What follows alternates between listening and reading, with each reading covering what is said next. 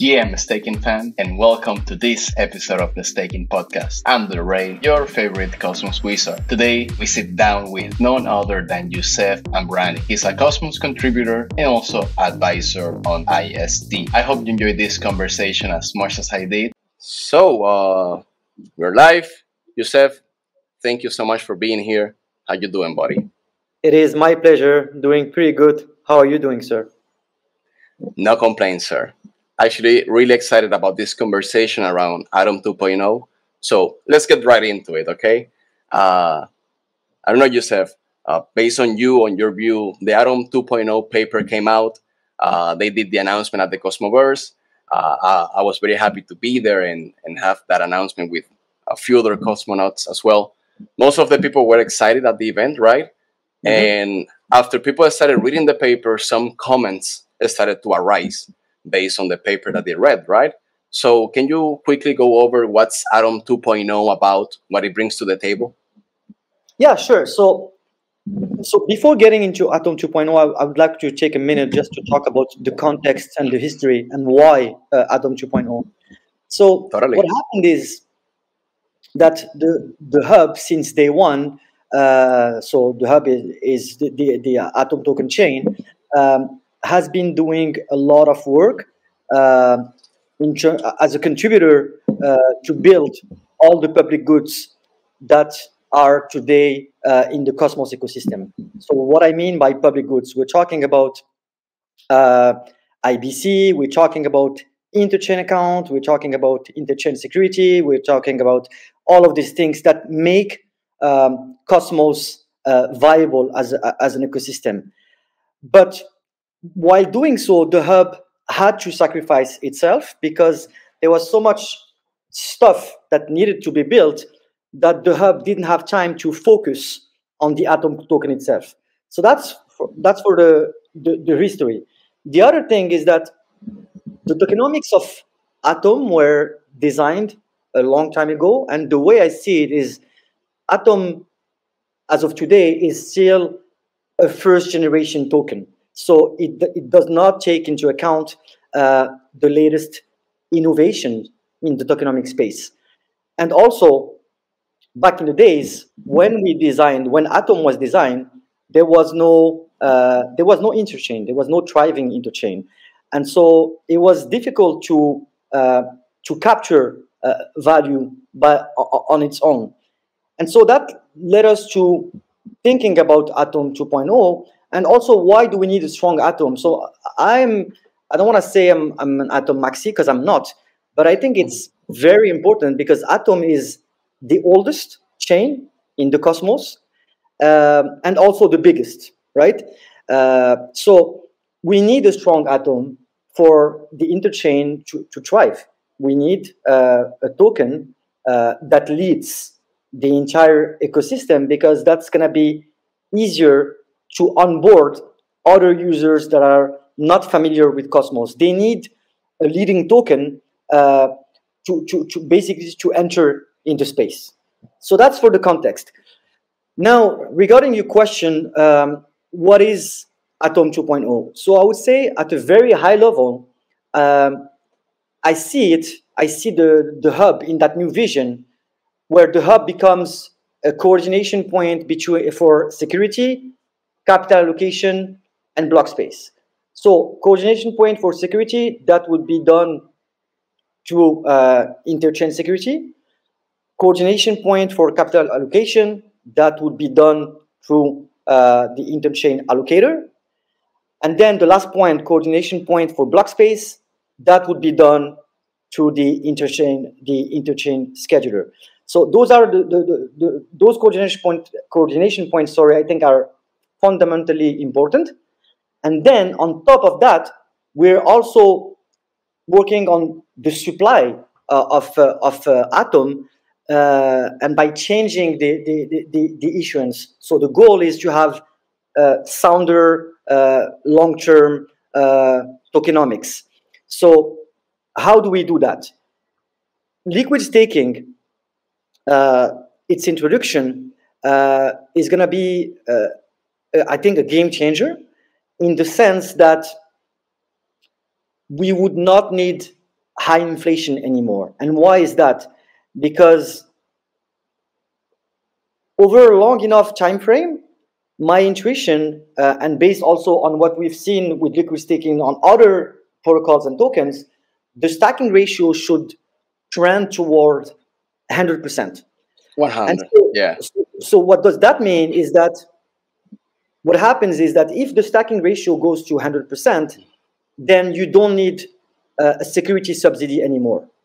And the real reason for high inflation today is just that we need to keep the hub secure. We need to give more inflation rewards to validators and to delegators so that they keep their token in the system and that they keep and so that they can secure it. But now, with a 100% stacking ratio over time, let's say 2-3 years from now, we don't need that. So we can remove basically that what I call the security subsidy. So, and that changed completely the game with issuance. I think you mentioned a question about so exponential. About the issuance. Yeah. We're going to talk about issuance in a moment. Okay. Youssef, totally.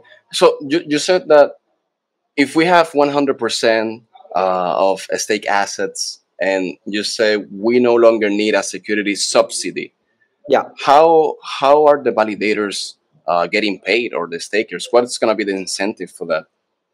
Well, that's a good question. So the plan is going to be rolled out over 3 years. And so we're not talking about removing the stacking yield from day one, right? It's going to be a very progressive approach. And then at some point, we expect that inflation would be 1%. So to go back to your question, how do you pay validators? Well, validators, they're going to be validating secure chain, consumer chains, right? From interchain security. So they will have rewards from that. They will be paid for securing those chains. So that's a compensation for the reduction in yield. And then the other point, and I think that's very important, and we have not talked enough about that topic, is that the revenues that we're going to be making from the interchain scheduler and the interchain allocator, which should be considerable over time as it matures, those two products matures, and interchain security as well. What we can do, and what we have envisioned, and we're talking with the community about that and finding new mechanism to do it, is basically to have a percentage or portion of the treasury revenues that can flow back into the distribution module. So just to clarify, what is the distribution module for your audience? So the distribution module basically is the sum of delegators, validators, and the community pool. So we can work, and that's up to the community to decide.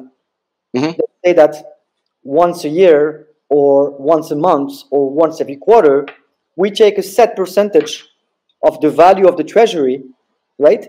And then we send it back to the distribution module, and that gives more revenues directly to, you can see it as dividends, basically, right? Yes. So we build a treasury that is diversified, and that's very new. We didn't have that, right? Like right now, all we have on the community pool is 1 million Atom. That's it. That's almost peanuts, right? It's like $11 million. That's it. But with this new plan, the goal is to have a super diversified treasury with a wide variety of assets that are aligned with the Cosmos Hub values. So you would have all these interchain security chains that give the hub a percentage of transaction fee, but even more important, a percentage of their own issuance every year. That issuance would go to Atom stackers, so delegators and validators. Yeah, and you know what? I'm pretty sure. I mean, as I was reading the paper, that was something I realized myself, that hey, it's not that nobody is getting paid anymore. We're just gonna find other ways to get paid, to make money as participant of these networks.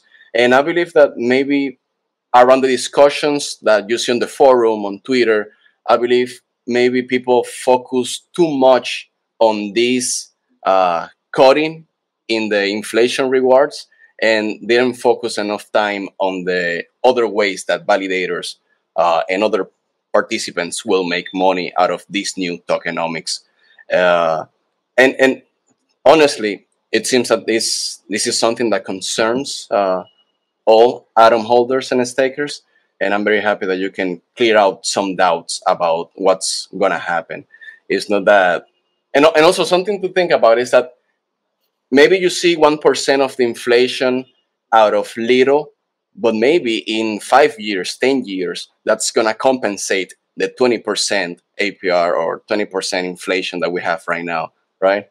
I mean, yes. So that's a good point. And so what I like to communicate on, because like you said, people tend to focus on that drop in stacking yield.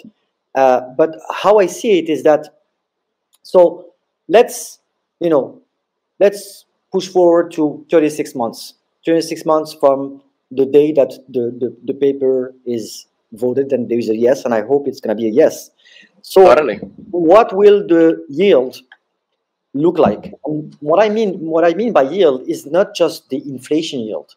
It's like the total yield for Atom 2.0 holders and stakers. Hmm. So what you will have is more or less 1% inflation, right?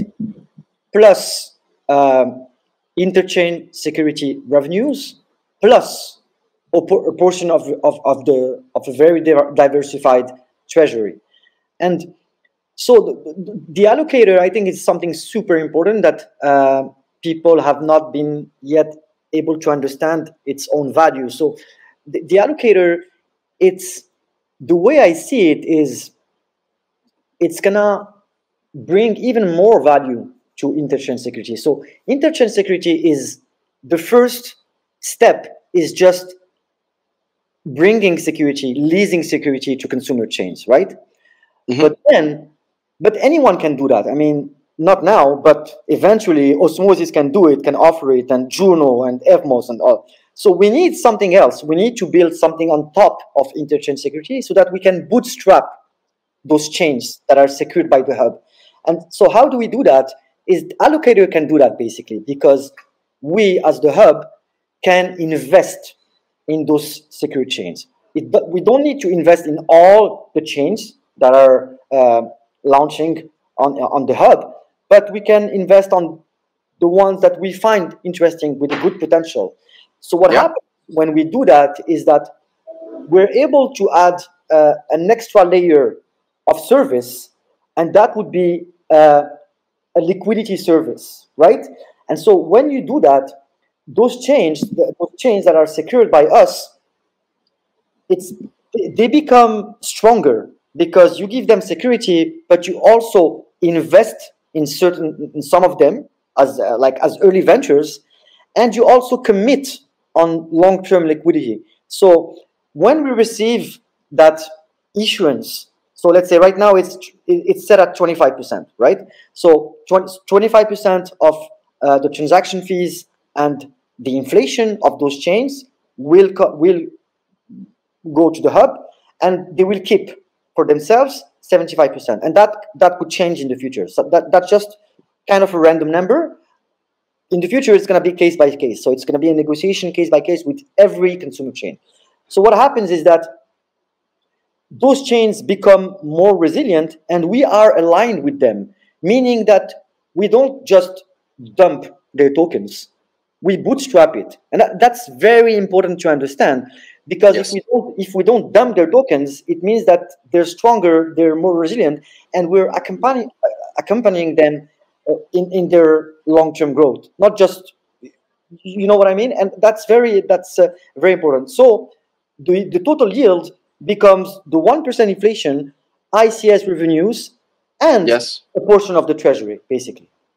Exactly, and it's gonna come down to how well we do as a community using the allocator. Because another thing that I realize is that most of these changes in how this allocator is going to operate is going to be governance gated, right? So the community will have a say. The community at the end of the day is going to decide how this money will be used.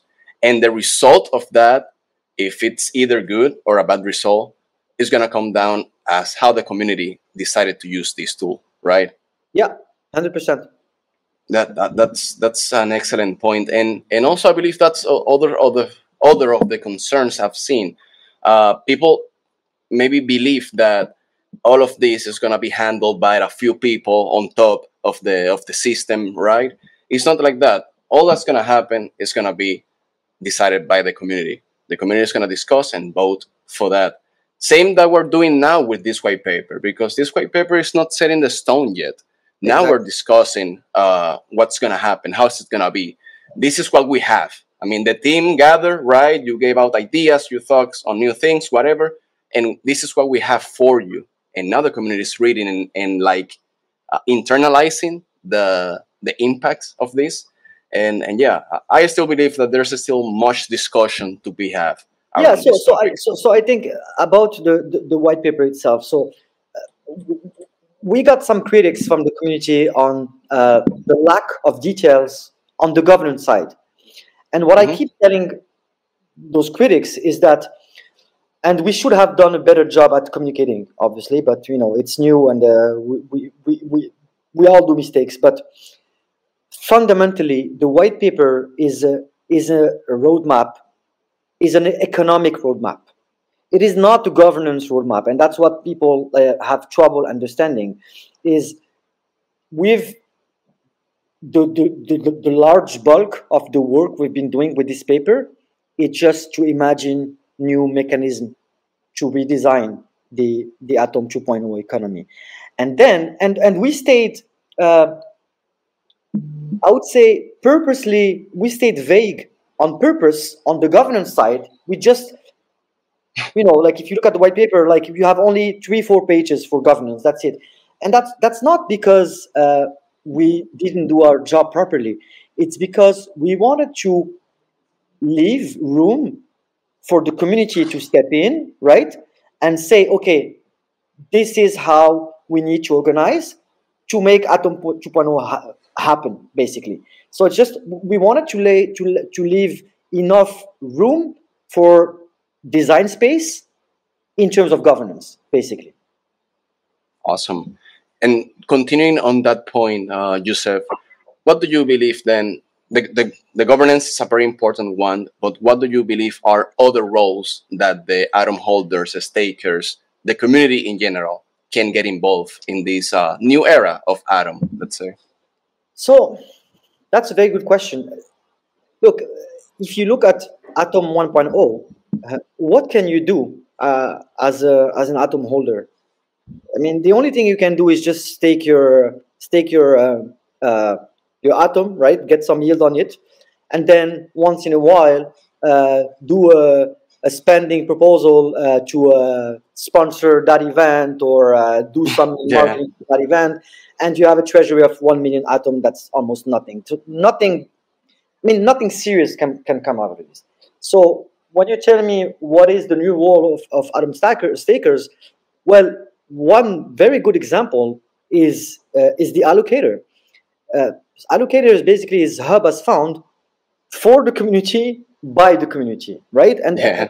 And that's I think that's very telling. Is that if you want as an Atom holder uh, to get involved more, you can, and how you do that, you have multiple ways of doing that. So with the governance, uh, we're proposing a lot of different things. So one is councils and the assembly. So like we can't keep the same governance framework. Uh, Hmm. we want to achieve Atom 2.0. It's just impossible. So we need to be more agile, right? We need to be more specialized, um, and to do that, we need uh, small units of governance, right, that are competent, that can move faster, uh, and that are more proactive. And so the councils that we're suggesting, I mean, sky's the limit in terms of the design space. So Hmm. we'll talk about governance later, but we could have a council to develop marketing. We could have a council for interchain affairs, like a regular country, right? Where we have Yes. 5, 10 people in a council for within the atom within the hub, that their role is to build political relationships and economic relationships with other chains within the Ethereum chain, so Osmosis, Chuno, etc. Do partnerships, liquidity agreements, etc. So the sky is the limit, basically, in terms of design space for governance, and that's what we're proposing with the new governance framework. Yeah, and I totally see your vision, Youssef. And let me just add to that that if Atom is gonna be the centerpiece of this whole interchain economy, this is just gonna be too big, and the community needs people to step up and fill those places. So just to circle back to the allocator and the scheduler. So really simple with the allocator, people will be able to allocate funds in upcoming projects and see how they develop, right? It can go well, it can go bad, whatever. But Yeah, people just allocate resources in those projects. Awesome.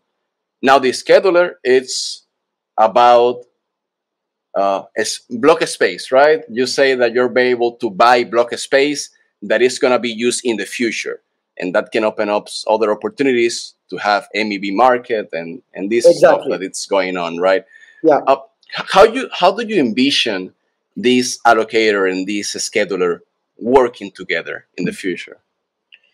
So that's a good question. So the way I see it is, so both these products are gonna form a self-reinforcing positive feedback loop.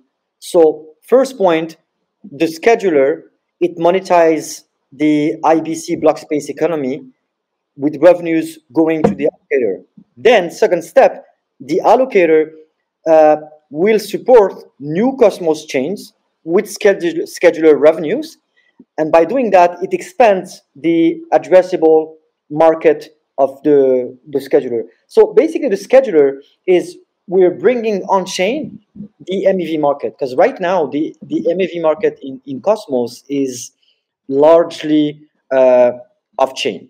And so there is a transparency to that uh, idea of the interchain scheduler, but also we're kind of creating a new market from scratch by building a marketplace. And honestly, the product is, I think, super sophisticated. Not Hmm. many projects are would be able to build that. So what I think, we've been discussing that with some members of the white paper team, is that it can become a moat, and it will have uh, defensible network effects. So with the scheduler, basically, Atom becomes a settlement asset, and then with the allocator, Atom becomes an index asset on the growth of the entire interchain. Wow, it's crazy. And yes, Youssef, it's a very sophisticated, as you said, but it's also an ambitious plan, right? Uh, I'm hoping I can see it all panning out, right? And I'm rooting for the success of this because I'm a cosmonaut at the end of the day, right? And the reason why I wanted to have this conversation with you, again, thank you for taking the time to chat with me, is to clear some doubts just as a cosmonaut. And I believe that this is another chance for us to again come together as a community and find the best course of action for us. Let me ask you: is it possible that maybe the community can start by just implementing the allocator, and then in a few months after implementing the scheduler, or vice versa, or they have to come out at the same time? I don't have a definitive answer for that, but look, the white paper is is a comprehensive document. So it's a vision. Hmm. So Hmm. I think it's important to, because I've seen uh, some voices talk about why don't we split the white paper in two Hmm. or three parts and move slowly, etc. But by doing that, uh, you hurt the essence of the vision. And what happens if we slice this paper in three parts, and then two parts get implemented and one gets rejected by governance? Then you end up with a vision that is not as strong and holistic as the original vision. So we want to avoid that, basically, and by going to the vote with the entire paper. Yeah. And awesome, Youssef. Oh, well, what can I say to that? I do agree with you that that the white paper shouldn't be like divided, but I do agree that maybe the community can have separate discussions around different topics on the paper. Uh, Excuse me, I'm interrupting you. I mean, no worries. that is a good point. So what we're suggesting now, because coming back into governance, we're currently working on a charter. I don't know if you're aware of that. So a charter will be coming out soon. So where we are right now is that uh, we have a first draft. We shared it with a limited number of persons, get their feedback, correct that, and then sending the paper in nature, in the wild, right, for the community. Then get feedback from the community, adjust the paper, the charter once more. And so what one thing that we're proposing in this charter is to start with two councils. So one would be the community council, and the other one would be the bootstrap council. So what you're talking about right now, about what if we do a different sequencing, between the scheduler and the allocator, Hmm. I think that's a discussion that can happen uh, in a collaborative way between the community council and the bootstrap council. So you're going to ask me, what is the bootstrap council? So the bootstrap council basically is a technical team, right, mostly developers, that will spearhead the technical implementation of the Atom 2.0 white paper. And so right now we have four aspects, right, in the white paper. So we have liquid staking and interchain security. Those are already almost live, right? So liquid staking is Yes. live, and interchain security is happening in January 2023. So the two parts. So what remains is the scheduler and the allocator. And the role of the Bootstrap Council is to lead to completion these two projects or products. And that will be done in discussion with the community council. And what is the community council? The community council is just a fair representation of the entire Atom community. So the things you're suggesting, they might very well happen. I do not Hmm. have the answer, but there is some flexibility in the design where we can decide, they can decide together to have a sequence of events where we start with one, maybe wait 6 more months before building the second product, right? Yes. Yes, and that's good that they can, like you said, they can happen. So it's a possibility. It's a possibility. It might 100%. happen. It might not. But whatever, it's not something that is set in a No, stone. no, It it's can not. It's not. change. Nothing is set in And, stone.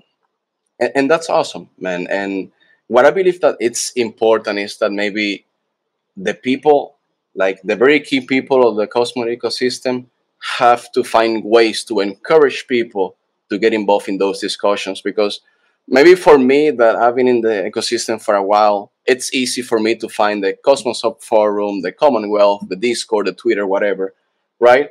But to my point is, people should get involved in this. I mean, I can't stop saying that because it's so much true. People have to get involved because you are the ones at the end of the day that decide how this goes. So I like the idea of having DAOs, committees, consuls, whatever you call it, right? I've seen cases on other networks in the ecosystem that do these little groups, and people get involved and they get things done. And at the end of the day, when they propose what they have to the community just say yes because they respect them. They have their track record, and it's very clear what they are for and what they do for the communities that they work. Yeah. So, am I making sense right now? No, sorry, what did you say? No, I'm just asking is if that makes sense to you. It makes sense? It makes a lot of sense. So these new tools, communication tools that you're talking about, look, it makes a lot of sense.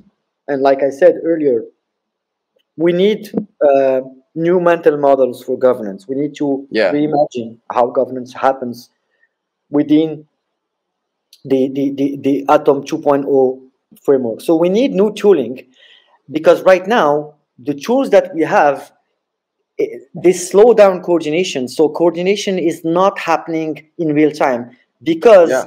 if you have Telegram, right, a small group of Telegram, then how do you make sure that the decisions that are happening, the discussions that are happening on this Telegram group, how can they travel fast enough to other groups of people that should be involved as well, right? And so, in the governance framework of the hub, we have something coming called the group module. So the group module is basically native uh, coordination tool for governance. So maybe, I mean, not maybe, for sure, uh, councils would be able to use and leverage those tools. And then there are other things I think that are important for governance is sometimes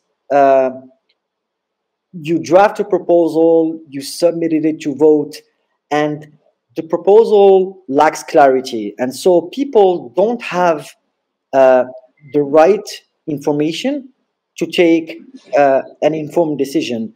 And for example, Sasha, who's one of the co-authors of the white paper, and he's very heavily focused on governance, and he's a very smart guy. And he suggested, he posted on the forum. I mean, people should go on the Cosmos forum because that's long form format, right? That is super interesting. It's not just Telegram where it's basically small sentences. Just chat. People are on the forum. People uh, can articulate their reasoning and develop a strong argumentation, etc. And so he brought up this idea of Swiss booklets. So what are those Swiss booklets? And that's something we could implement on the Cosmos Hub and even on other Cosmos chains. So what are Swiss booklets? It's basically real quickly. What's that? it's interesting. It's basically what's happening in Switzerland right now is it is probably one of the only countries in the world that have a direct democracy, not a representative democracy, right? So every time there is a vote, sometimes they vote on very small matters, not strategic matters. They get handled a small book, right? 2-page, 3-page, that explain in details in a very simple, digestible way what the vote is about, what the proposal is about. Okay. And by doing so, you're basically reducing the information gap.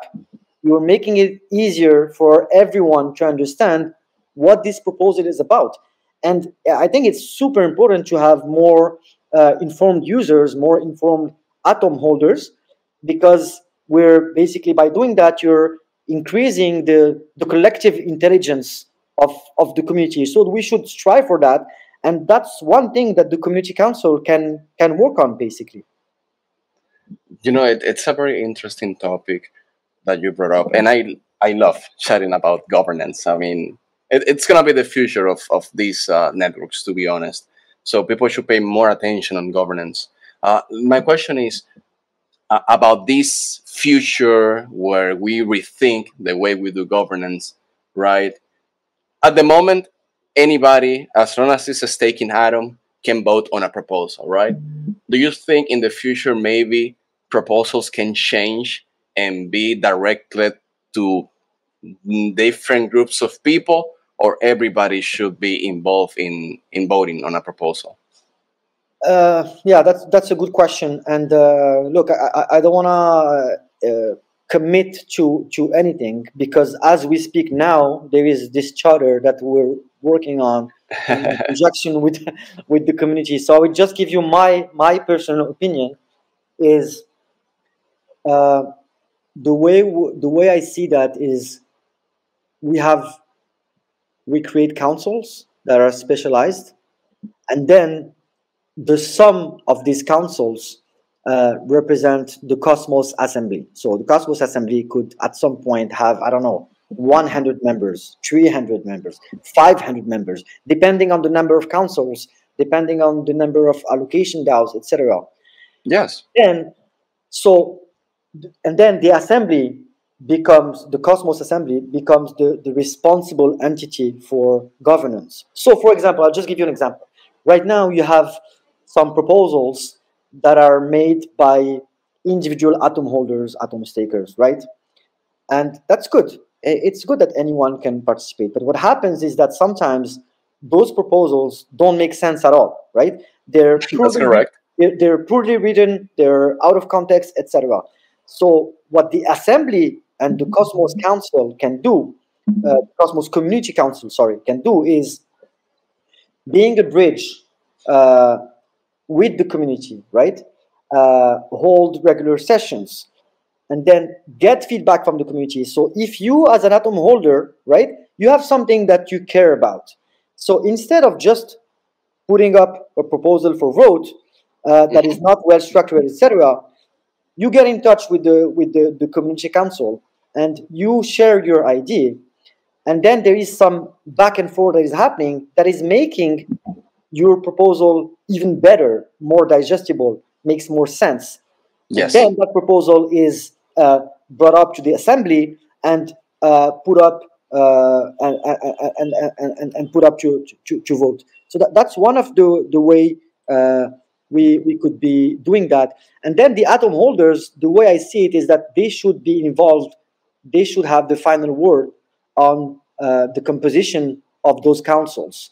So in the charter for now, what we have is that any council, any DAO, any group of people that wants to be added, whitelisted as a council to be further integrated in the Cosmos Assembly, they need to go to popular votes by the atom holders. So the atom holders will keep their sovereignty on that. They can veto any council. If they realize that a council is not acting with ethics, they can remove that council. And by removing the council, you can remove all the resources and all the powers of the council. So those are things that atom holder should keep.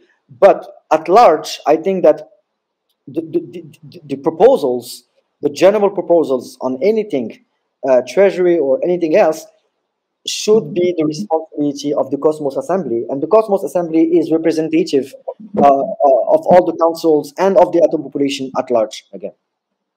Awesome. And you know what I like? This kind of organization, because we've seen that in the real world already, right? You have the senators, you have the legislators, whatever. So why can't we have that similar structure but on chain in our network, right? Uh, and I would like to see that develop, and I know we will get there. I know maybe governance it's maybe kind of basic right now. We've been able to do very good things, but I agree with you that some things have to change in governance. It's important to have discussions, right? But it's also important how immediate the community can respond to changes, and that's very important too. And going a little back to the allocator and the scheduler again, and even interchain security. This is a question for the future, actually, Youssef, and feel free to expand here. How do you think we can measure the success of these new plans and changes? Yeah. So before answering the question, because I wanted to mention something earlier, and Go ahead, sir.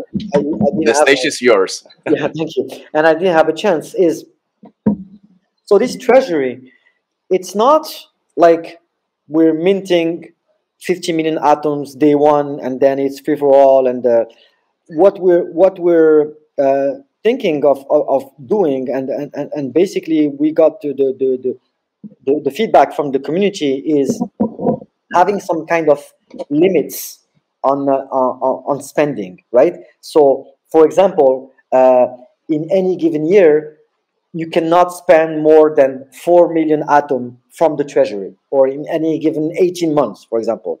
And then, yeah, things like that. So those are processes that we need to implement to avoid misuse and misallocation of capital. I think it's very important. And then your Totally. can you repeat your question, because I went somewhere else. No, no worries. Thank you for giving that context. I agree with you. And the question was, with this interchain security allocator, a scheduler, and all the plans that this Atom 2.0 paper proposes, how do you think the community, you, how we can measure the success of these changes? That's a very good question. Look, we need KPIs, obviously, right? So, Hmm. and I do not have those KPIs yet, and they will need to be defined uh, by the community. But one thing that is for sure is we need strong accountability.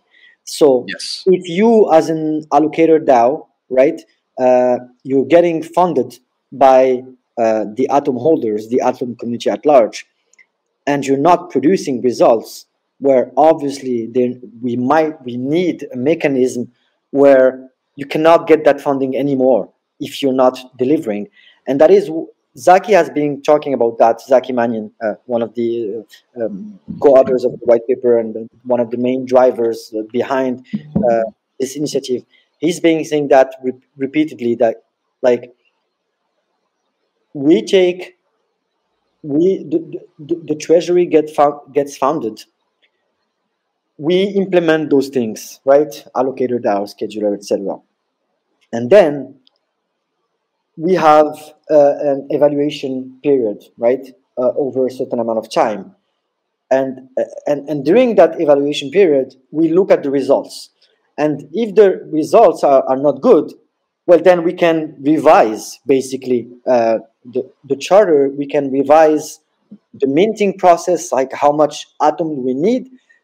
We could revise uh, the spending limits. So, for example, if we said that the first year was 4 million that we can spend, and then after 1 year we see that those 4 millions did not provide a good enough return on investment, then we can say, you know what, let's stop this, or let's lower the limit to 1 million atom for the next 12 months. So there are things, and I think that the community council and the assembly at large can play a critical role. And the oversight and accountability are something that's going to be of paramount importance. Is this community council, it needs to have some level of oversight over, for example, the allocator DAOs. We need some kind of proper reporting. We need reporting on the state of decentralization. For example, we don't have that today. We need reporting on the budgets of for every council. We need some kind of internal auditing, and all of those things can be figured out within the community council, or again the Cosmos Assembly at large. So that Hmm.